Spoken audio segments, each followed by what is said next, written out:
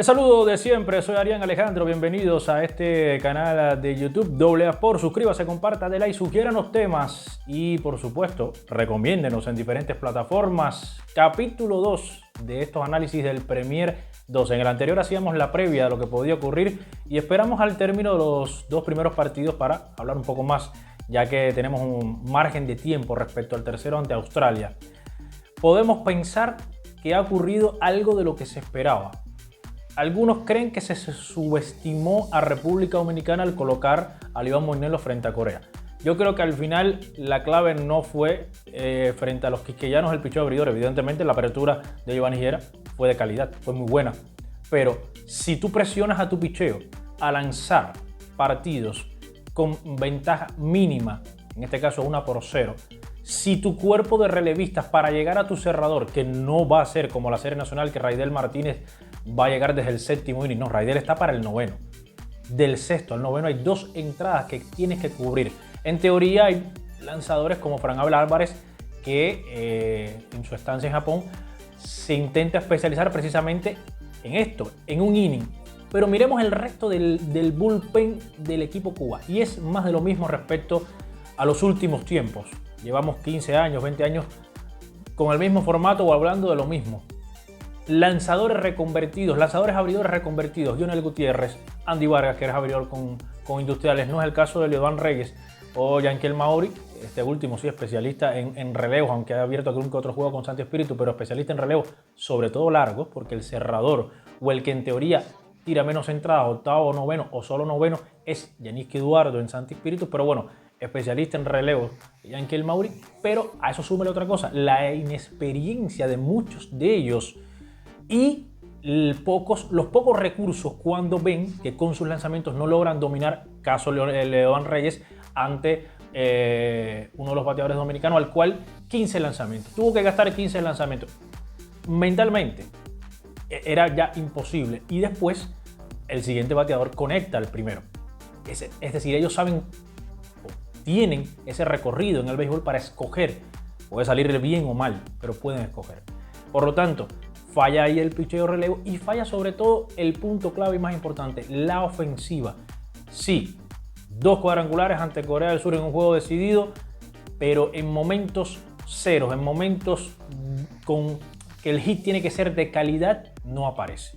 No aparece y hasta las carreras por los jonrones de Guibert y Viñales, las dos que había anotado Cuba, la de Dominicana y la primera ante Corea del Sur, pues solamente con el infield hit de Alfredo España. Solamente por ese infield hit. De hecho, los corredores ante Corea del Sur se envasaron por errores. 2 de ellos por errores y un boleto. Le cuesta a Cuba producir con hombres en posición anotadora. Te puedes encontrar equipos rivales que con menos hit que Cuba, que no fue el caso de Corea, pero con menos hit que Cuba, produzcan más. Porque el tuve y el extra base, el jonrón. Y a Cuba le falta eso. Se prometió antes de salir de nuestro país que se iba a usar la velocidad en función de la ofensiva. Visto el line-up, es prácticamente imposible. Incluso si ahora se le diera la oportunidad a Rafael Viñales después del honrón de ser titular, algo que no creo, pero teorizando, sería un hombre lento más en el line-up. No es que Andrés Pérez sea excesivamente rápido, pero igual sería otro hombre lento. Por lo tanto, ese juego es prácticamente imposible con el line-up que tiene Cuba. Otra cuestión, vuelvo a Dominicana. Zurdo, poncha a Joel Quisper, con hombre en segundo y 2 outs, boleto a Andrés Pérez. ¿Por qué? Porque hay un altísimo % de que va a dominar al otro zurdo. ¿Por qué no traer un emergente en ese momento? Por Mujica, al propio Viñales, que vino después, o a Baldoquín. Pero usted tiene que responder a la estrategia y ahí eso sí es del manager. Eso sí es de Armando Johnson. No respondió a la estrategia del rival. Y si usted no tiene respuesta, pues es prácticamente imposible.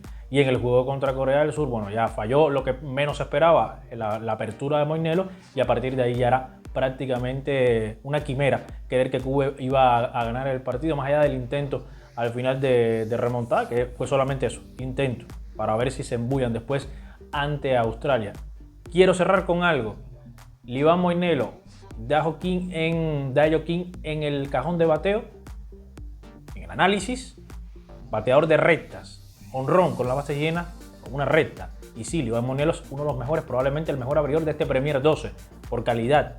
Pero es el estudio al rival, que es otra cuestión que a Cuba le sigue faltando muchísimo el estudio al rival. Cuba está ahora mismo prácticamente eliminada porque le quedan 3 partidos, sí, pero parece muy difícil que puedan ganar los 3.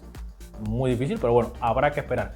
Se perdieron los 2 primeros en el clásico y el desempate les valió, pero no siempre te va a favorecer, además de que te queda un partido sobre todo con Japón que parece muy difícil visto cómo se ha presentado el equipo Cuba.